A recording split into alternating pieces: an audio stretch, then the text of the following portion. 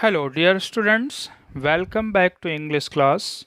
Day before yesterday, I taught you 4 paragraphs of Portrait of a Lady, chapter 1st, Hornbill. Today, I am going to teach you the remaining paragraphs of this lesson. Let's begin with passage 5th. Before dealing with this passage, I would like to tell you that in previous video there was audio glitch. So I am going to explain hornbill. What's the hornbill is? प्यारे बच्चों, आपका इस video class में स्वागत है। मैं आपको hornbill के बारे में बताना चाहता हूँ। इससे पहले की वीडियो में कुछ टेक्निकल इश्यूज आने के कारण आवाज़ रिकॉर्ड नहीं हो पाया था। हॉर्नबिल एक पक्षी है जिसे हम धनेश पक्षी के नाम से जानते हैं, जैसा कि आप इस इमेज में देख रहे हैं। इसके नाम से ही आपका टेक्स्ट बुक हॉर्नबिल तैयार किया गया है। चलिए आज जानते हैं कि हॉर्नबिल है क्या। हॉर्नबिल एक पक्षी है जिसे हम धनेश पक्षी के नाम से जानते हैं, जो विशेषतया असम के राज्यों में पाया जाता है।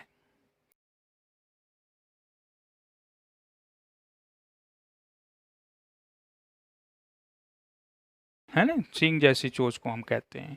ठीक है, अब चलते हैं हम अगले पैराग्राफ यानी कि 5th पैराग्राफ को हम देखते हैं कि लेखक क्या कहना चाहता है। देखिए, my grandmother always went to school with me because the school was attached to the temple. लेखक यहाँ बताना चाहता है कि मेरी ग्रैंड मदर उसके साथ यानी कि स्कूल जाती थी। Why? Because the school was attached. Attached means जुड़ा होना, टू द टेम्पल यानी कि मंदिर के परिसर में ही उसका स्कूल था लेखक का। The priest taught us the alphabet and the morning prayer. लेखक कहता है कि जो पुजारी था, प्रीस्ट मीन्स पुजारी, टॉट अस यानी सिखाता था, बताते थे।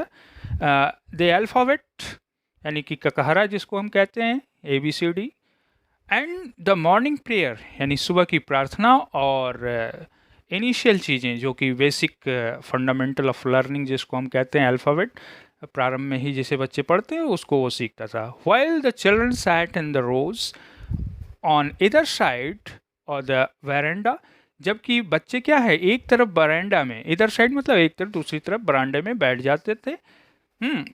Singing the alphabet, way alphabets को सिंग करते थे, और द प्रेयर और उन प्रार्थना को, इन अ कोरस। कोरस शब्द आया हुआ है।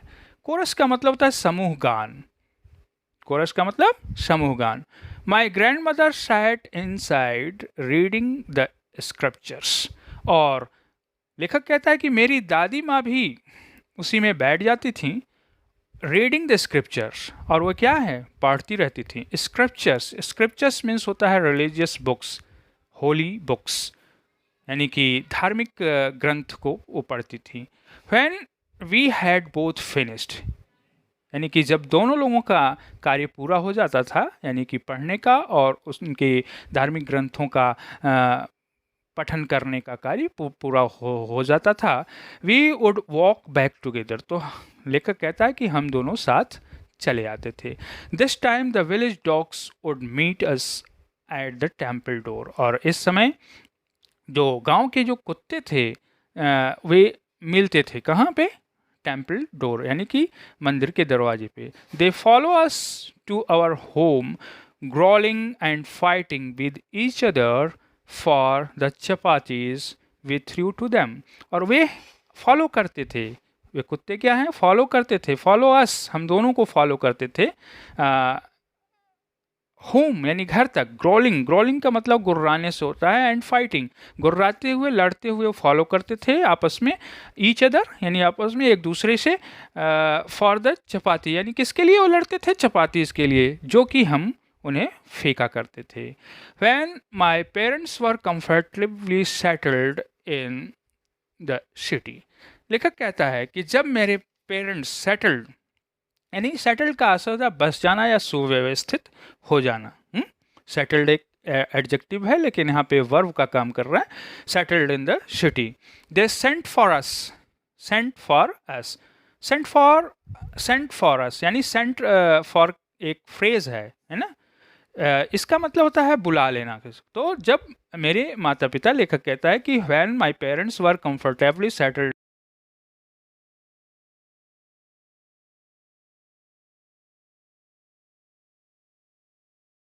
तो टर्निंग पॉइंट, आज इस एक्सप्रेशन को हम समझेंगे यहाँ पे कि टर्निंग पॉइंट का क्या से होता है। But the mean of turning point is here the time when important changes take place, usually with the result that a situation improves. Turning point इसको हम कहते हैं कि कोई ऐसा एक नया मोड़ या नया परिवर्तन आता है। तो जब माता पिता ने उन्हें बुला लिया लेखक को रहने के लिए अपने पास, तो यह जो समय था that was a turning point in our friendship. तो हमारे मित्रता में एक नई मोड़ आई। Although we shared the same room, यद्यप लेखक कह रहा है कि हम एक ही रूम को शेयर करते थे। My grandmother no longer came to school with me, अब उसकी जो दादी माँ हैं अब उसके साथ स्कूल नहीं जाती थी। I use to go to an English school in a motor bus. Why? ऐसा क्यों था? क्योंकि अब वह मोटर बस से जाने लगा था, इसलिए उसकी दादी माँ उसके साथ नहीं जाती थी।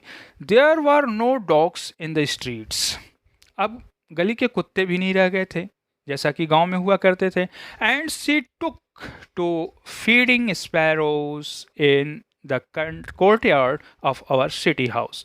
तो लेखक कहता है कि वो टुक टुक का मतलब यहाँ स्टार्टेड, तो वे क्या कर दी, उनकी दादी जो है शुरुआत कर दी फीडिंग स्पैरोज, गौरैये को यानी चिड़ियों को खिलाना। कोर्टयार्ड यानी आंगन में, इन सिटी हाउस यानी घर में जो घर था या शहर में जो घर था उसमें ये कोर्टयार्ड में आंगन में वो उस गौरैयों को खिलाना प्रारंभ कर दी। As the years rolled by, this one is also a phrase. Rolled by यानी कि बीतता गया, समय बीतता गया, व्यतीत हो गया, पास्ट है, यहाँ रोल्ड बाय मतलब पास्ट। जैसे जैसे समय बीतता गया, we saw less of each other, तो मुलाकातें अब कम होने लगी है ना दोनों की। We saw less of each other. For some time, she continued to wake me up and get me ready for school. कुछ समय तक तो उन्होंने जारी रखा लेखक को जगाना और उन्हें स्कूल जाने के लिए तैयार करना। When I came back, she would ask me what the teacher had taught me. जब लेखक कहता है कि जब मैं वापस आता था तो वह हमसे पूछ लिया करती थी कि टीचर्स ने क्या पढ़ा है। I would tell her English words and little things of western science and learnings.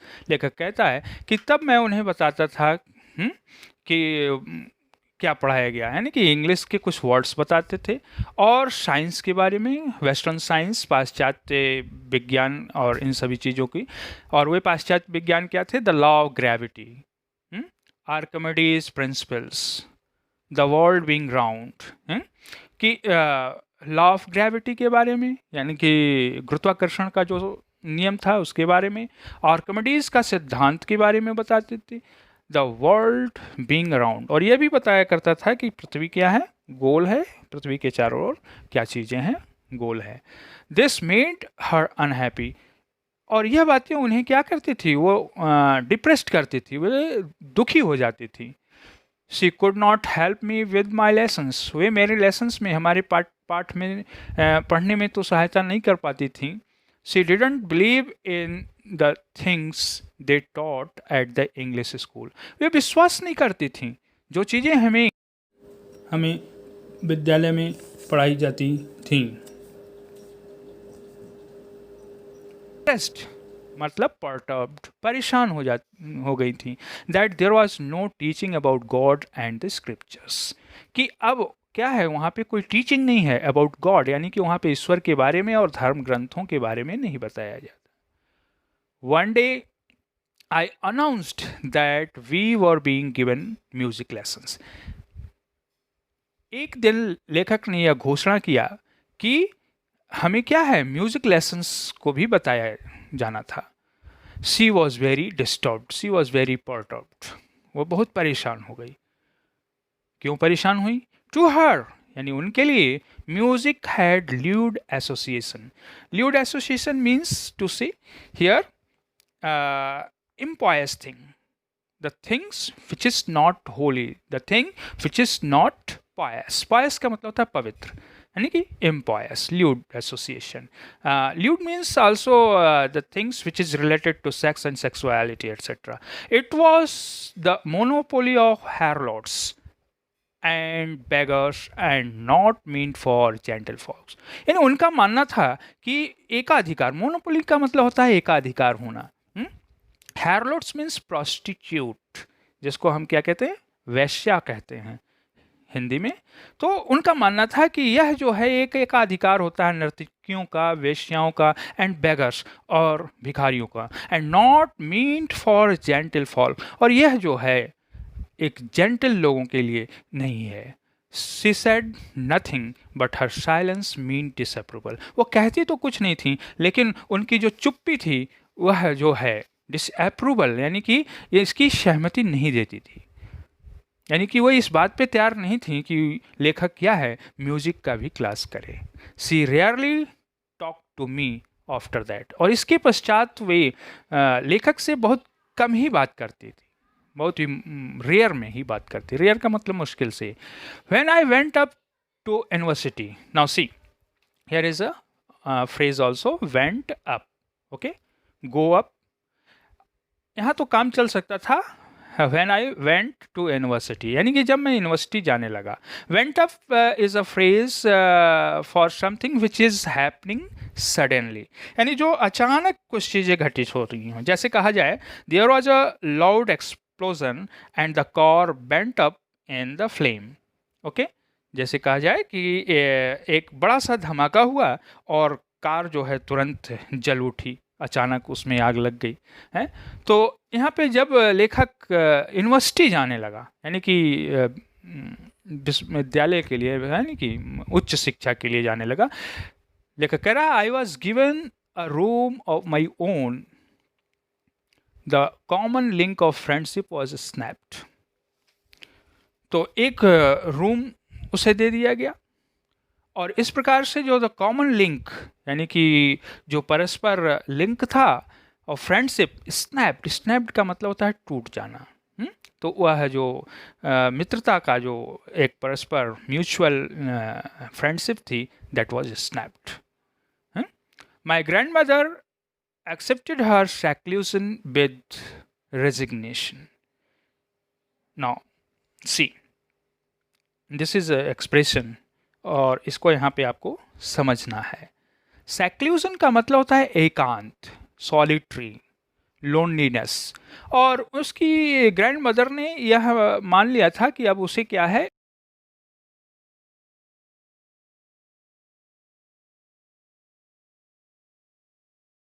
Resignation मतलब यहाँ पे परित्याग करना, यानी उन्होंने एक परित्याग की भावना के साथ जो है यह मान ली थी कि now she had to live in seclusion, एकांत में। She rarely left her spinning wheel to talk to anyone. Rarely मतलब मुश्किल से ही या कभी कदार ही, यानी कि कभी छोड़ती नहीं थी अपनी स्पिनिंग व्हील, यानी जो स्पिनिंग व्हील कहते हैं हम चरखे को, किसी से बात करने के लिए है। From sunrise to sunset she sat by her wheel spinning and reciting prayer, यानी सुबह से शाम तक, सूर्यास्त तक वे अपने चरखे के पास बैठी रहती थी, चरखा काटती रहती थी, एंड रिसाइटिंग सम प्रेयर्स, और कुछ प्रार्थनाएं करती रहती थी। Only in the afternoon she relaxed for a while, और दोपहर के समय में वो थोड़ा रिलैक्स होती थी। फॉर अ व्हाइल मतलब कुछ क्षण के लिए। टू फीड द स्पैरो, और किस लिए? टू फीड द स्पैरोज, गौरैयों को खिलाने के लिए। While she sat in the veranda breaking the breads into little pieces, जब वो बरामदा में बैठती थी, breaking the breads into little pieces, छोटे छोटे टुकड़ों में रोटियों को तोड़ने के लिए वो बैठती थी। Hundreds of little birds collected round her, तो सैकड़ों जो है चिड़िया जो है क्या है, गैदर अराउंड हर, उसके चारों तरफ, उनकी चारों तरफ इकट्ठे हो जाती थी। वर्टिएबल बेडलम ऑफ चर्पिंग्स, वर्टिएबल मतलब सो मेनी काइंड्स, तमाम से, बेडलम मतलब कंफ्यूज्ड वॉइस को हम कहते हैं, ठीक है। चर्पिंग मतलब होता है चहचहाने की आवाज़ को, तो एक मतलब कि कंफ्यूज्ड कर देने वाली तमाम प्रकार की वॉइस वो करने लगते थे जब वो चारों तरफ उनके इकट्ठे हो जाते थे। सैकड़ों चिड़ियाँ जब इकट्ठा होती थी तो एक एक कन्फ्यूज्ड वॉइस को क्रिएट करती थी। Some came and paused on her legs, कुछ तो आकर के उनके पैरों पे बैठ जाती थी। अदर्स ऑन हर शोल्डर्स, और कुछ उनके कंधों पे बैठ जाती थी। Some even sat on her head, और कुछ उनके सर पे बैठ जाती थी। She smiled but never shooed them away, वे मुस्कुराती थीं लेकिन उनको कभी भगाती, सोप्ड देम अवे मतलब होता है to make run them away, यानी कि उनको भगाती ही नहीं थी, वो मुस्कुराती थी लेकिन उन्हें वो कभी भगाती नहीं थी। It use to be the happiest half hour of the day for her, तो यह जो है सबसे एक खुशी का आधे घंटे का समय होता था ऑफ द डे फॉर हर, एक दिन में आधे घंटे हुए बहुत खुश होते थे जब वो चिड़ियों को फीड करते थे, ठीक है। Now next slide please see.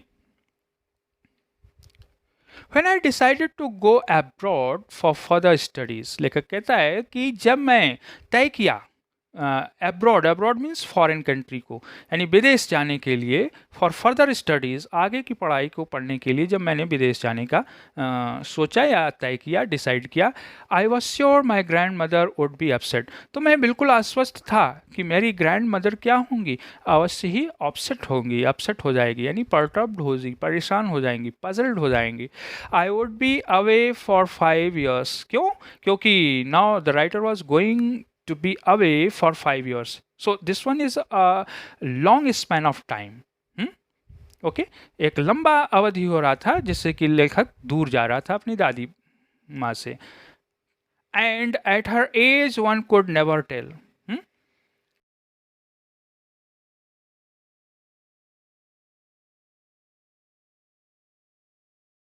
बता सकती थी। She was not even sentimental, वो बिल्कुल सेंटिमेंटल नहीं थी, इमोशनल नहीं हुई हैं। She came to leave me at the railway station, वो रेलवे स्टेशन पे मेरे को छोड़ने आए, बट डिड नॉट टॉक और शो एनी इमोशन, उन्होंने कोई बात नहीं किया और कोई इमोशंस, कोई भावनाओं को हैं, she didn't express any sorts of emotion, किसी भी भावना को उन्होंने प्रदर्शित नहीं किया।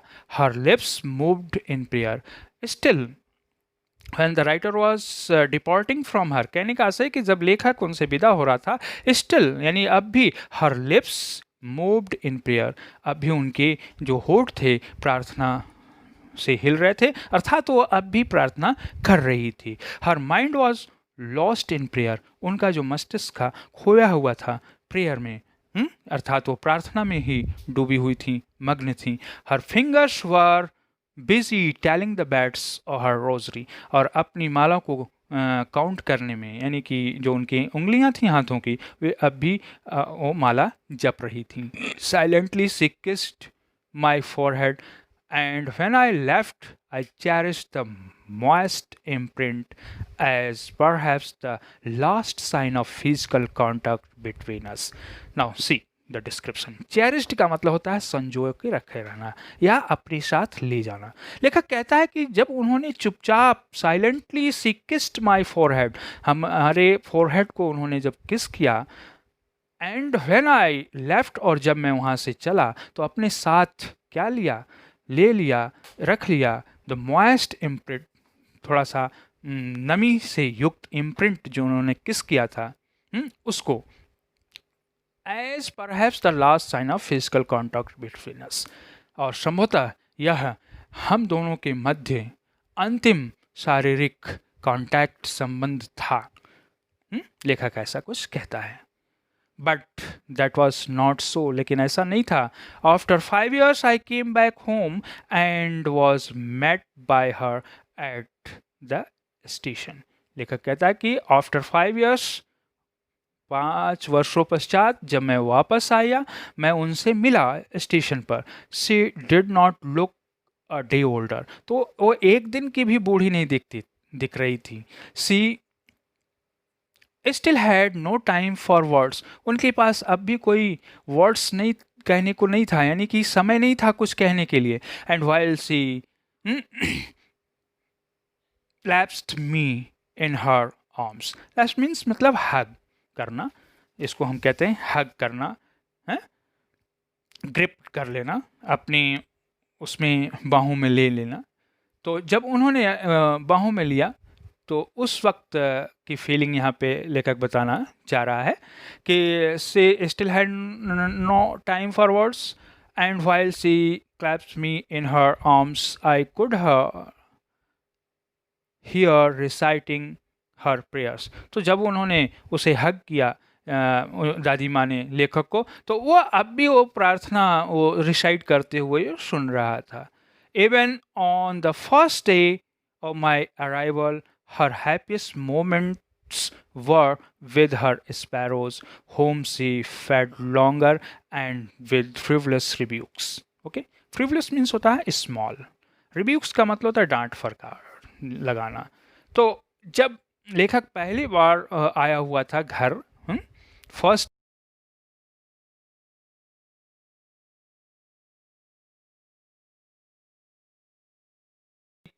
माँ को, लेकिन उनका हैप्पीएस्ट मोमेंट क्या था? Her happiest moment was with her sparrows, यानी still she was very happy with sparrows, not with the writer, okay, and still she was feeding sparrows with frivolous rebukes, छोटे डांट फटकार लगाते हुए उनको वो फीड कर रही थी। इन the evening a change came over हर, और एक परिवर्तन हुआ शाम को।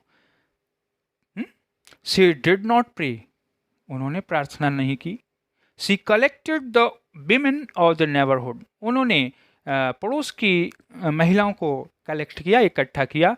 Got a old drum and started to sing, और एक पुराना सा ढोलक लिया, ड्रम लिया और गाना शुरू की।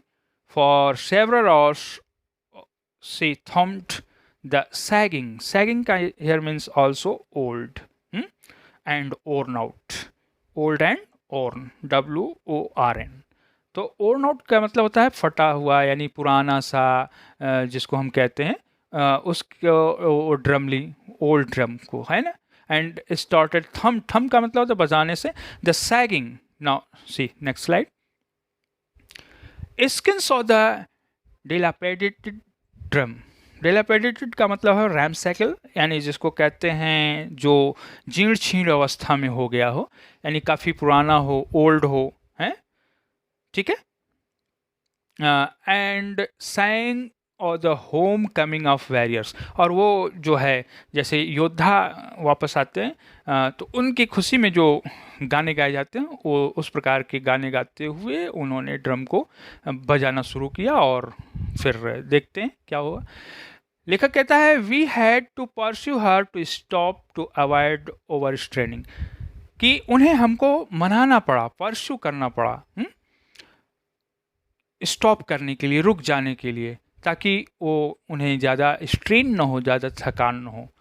That was the first time since I had known her that she didn't pray. लेखक कहता है कि that was the first time, यह पहला अवसर था जब उन्होंने प्रार्थना नहीं की। ठीक है, लेखक जब से जानता था उन्हें, यह पहला अवसर था कि उन्होंने प्रार्थना नहीं की। The next morning she was taken ill, और अगली सुबह क्या हुआ? बीमार पड़ गई थी। It was a mild fever, हल्का सा बुखार था। And the doctor told us that it would go, और लेखक कहता है कि डॉक्टर ने बताया कि यह समाप्त हो जाएगा, चला जाएगा। But my grand mother thought differently, लेकिन मेरी माँ, ग्रैंड मदर, मेरी दादी माँ कुछ अलग ही सोच रही थी। उन्होंने अलग ही सोचा। क्या सोचा? शी टोल्ड अस, उन्होंने बताया, that her and was near, उन्होंने बताया कि अब उनका समय नज़दीक है। She said that since only a few hours before the close of the last chapter of her life she had omitted to pray, उन्होंने बताया कि अब last chapter of her life, announced the end is very near, so this one is the last chapter of his life. And omitted prayer, omitted मतलब होता है give up करना, त्याग देना या उससे बचना, omit करना, quit करना, छोड़ देना. She was not going to waste any more time talking to us. तो इसलिए जो है वो अब ज़्यादा बात नहीं करना चाहती, है ना. omitted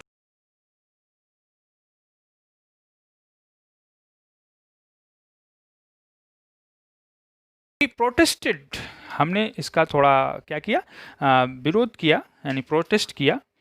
but she ignored our protest. लेकिन उन्होंने क्या है, इग्नोर कर दिया. She lay peacefully in bed praying and telling her beads. वो चुपचाप लेट गई और प्रार्थना करने लगी और अपनी माला को गिनने लगी. ठीक है. Even before we could suspect, her lips stopped moving and the rosary fell from her lifeless fingers. इससे पहले कि सस्पेक्ट हुआ, सस्पेक्ट मतलब अंदाज़ा लगाना, कि क्या अंदाज़ा लगाया गया कि हर लिप्स स्टॉप्ड, कि अब उनकी जो लिप्स में जो मूवमेंट थी प्रेयर के दौरान वो अब क्या हो गई हैं, समाप्त हो गई, बंद हो गई हैं. मूविंग, हिलना डुलना बंद हो गया. And rosary fell from her lifeless fingers. अब जो माला थी वह उनके निर्जीव उंगलियों से गिर गई. A peaceful pallor spread on her face and we knew that she was dead. और इस प्रकार से हम जान गए कि अब वे क्या हैं, she is no more in this world. Okay.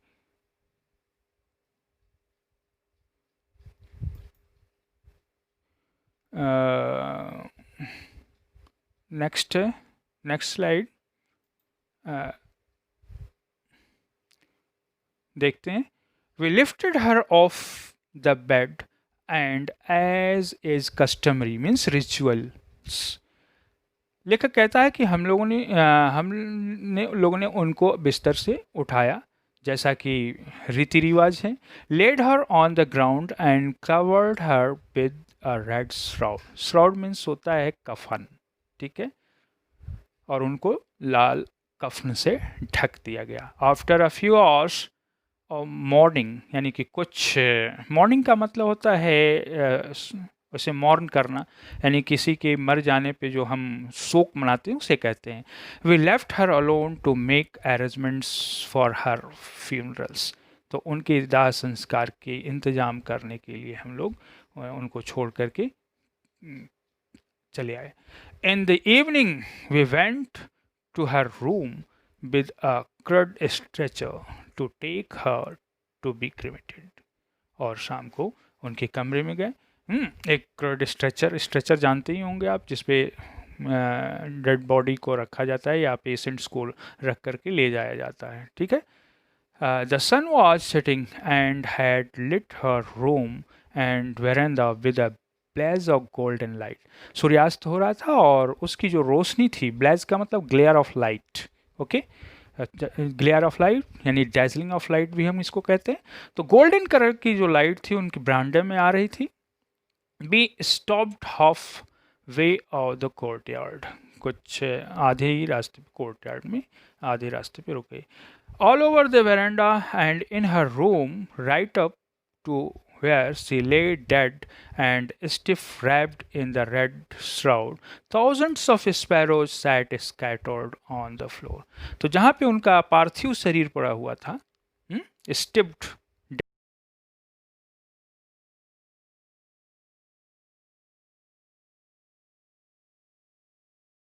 Body. Stiff क्या होता है, स्टिफ का मतलब होता है अकड़ा ना जाना, जकड़ जाना. ठीक है. स्टिफ शब्द है ना, सख्त होना है.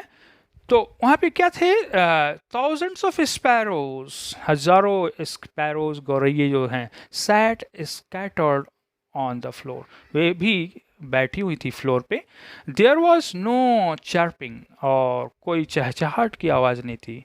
We felt sorry for the birds, हमें उन गौरैयों के लिए बड़ा अफसोस था। And my mother fetch some bread for them, और लेखक कहता है कि मेरी माता जी उनको, फेच का मतलब है टू गिव, लाना या खिला देना या दे देना, है ना। यहाँ पे ऐसे लिटरल मीनिंग से है, तो उनको कुछ खाने के लिए रोटियाँ, ब्रेड को दी।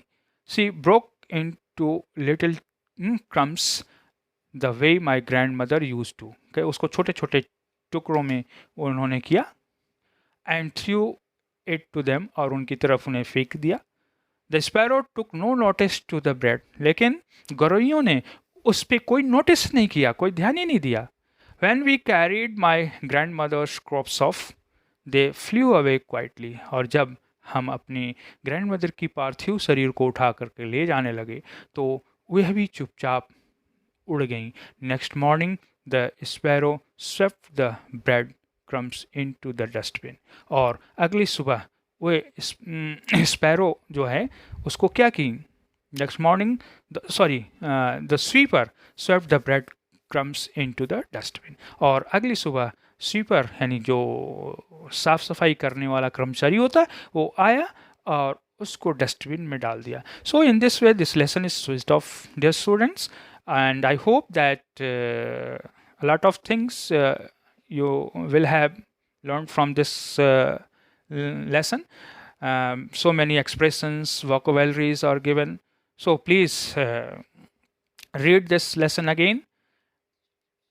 And for previous video, you can see the link in description box. And thanks to all for watching this video. Okay, have a nice